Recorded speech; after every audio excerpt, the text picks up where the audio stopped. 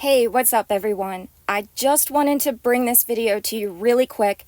I'm really excited, I'm out of breath, so I'm sorry if my voice is shaky. This will be a short video. Every day I check the docket for anything new filed in the case of Janelle Grant versus WWE. And it's been really quiet. There hasn't been anything posted since February 2nd. But today is the magical day. We have something new. Also, I'm sorry about the traffic. It's rush hour. As you can see at the top of my screen, it's just about 5 o'clock p.m. And the docket page was last updated at 4:28 p.m. So this is brand spanking new news. So let's take a look at what we have here. It looks like it's a waiver of service that's been executed. So let's take a look at the main document. Okay, so let's take a look at this. You can see at the very top here that this is document number 24 and it was filed today, March 20th. And it says this is the United States District Court for the District of Connecticut. And we have plaintiff Janelle Grant versus World Wrestling Entertainment and others. And this is a waiver of the service of summons. This was sent to attorney AmKay, who is Janelle Grant's attorney. And this says, I have received your request to waive a service of a summons in this action, along with the copy of the complaint, 2 copies of this waiver form, and a prepaid means of returning 1 signed copy of the form to you. I, or the entity I represent, agree to save the expense of serving a summons and complaint in this case. I understand that I, or the entity I represent, will keep all defenses or objections to the lawsuit, the court's jurisdiction, and the venue of the action, but that I waive any objections to the absence of a summons or of service. I also understand that I, or the entity I represent, must file and serve an answer or a motion under Rule 12 within 60 days from March 15th, 2024. The date when this request was sent. If I fail to do so, a default judgment will be entered against me or the entity I represent. And it has the date there, March 19th, the signature of the attorney, and who do we have waiving their service of summons? John Laurinaitis.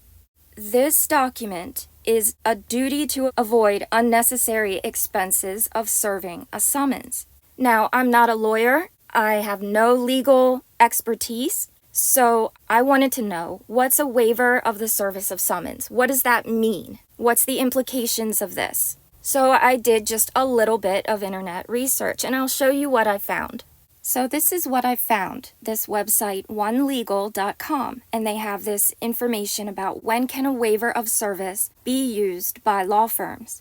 And this explains how waivers of service can expedite civil lawsuits, promote cooperation, and streamline complex cases and when they can be used. So I already read through this. I'm just going to kind of skip to what I think are the most notable points, but I will put the link in the description box if you'd like to read it in full. So basically this says that voluntarily waiving formal service of process, it can save valuable time and resources. Also, this article is specifically about this service for the state of California.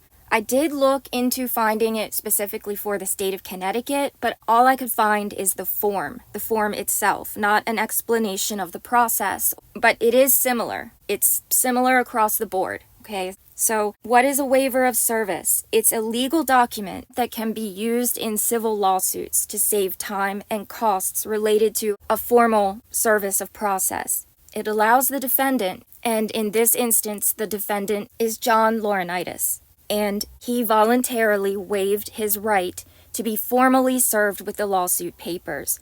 But instead, the defendant, again in this case, John Laurinaitis, acknowledges receipt of the lawsuit and agrees to waive formal service, and that this can be used in various situations, including uncontested cases. And that is a case in which the defendant does not plan to dispute the claims made against them, and they are willing to accept the outcome or reach a settlement without contesting the lawsuit. And then it goes on to cite specifically how it can be used in uncontested cases. But because this is specifically on California law and Janelle Grant's lawsuit is in the state of Connecticut, I'm just gonna skip over this to the next important part here. this right here, hold on, I want to pop up my little highlighter for this part, because it says, it's important to note that while a waiver of service can be a time-saving option, it should not be used in cases where there is any doubt about the defendant's willingness to cooperate or the validity of the claims. Now, again, for the people in the back, I'm not a legal expert, but that sounds like a pretty big deal to me. It sounds like by waiving this service, that Laurinaitis is signaling his willingness to cooperate or that he's giving validity to Janelle Grant's claims.